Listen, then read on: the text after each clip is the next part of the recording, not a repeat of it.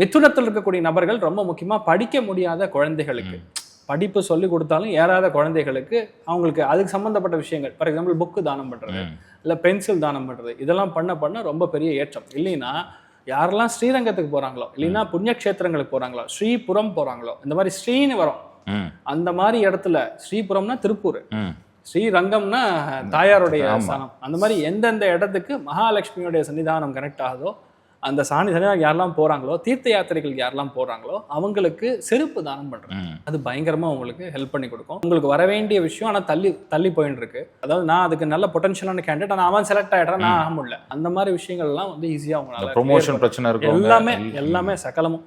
இன்னொன்னு லோனு வட்டி எல்லாம் போய் லாக் ஆயிருப்பாங்க. சக்கர வட்டிக்கெல்லாம் செம்ம லாக். கிரெடிட் கார்டுல எல்லாம் நிறைய வாங்கி கிரெடிட் கார்டுனால முடிஞ்சு போனவங்க பல பேர் இருப்பான். அதுல மிதுனத்தில் இருக்கிற நம்பர் 1 இப்போ அவங்கதான் நிறைய பிரச்சனையை பார்த்துன்னு. ஸோ அதெல்லாம் ஓரளவுக்கு தீர்வை கொடுக்கக்கூடிய ஒரு ஸ்தானம் ஏற்படும் மிதுனத்தில் இருக்கிறவங்க.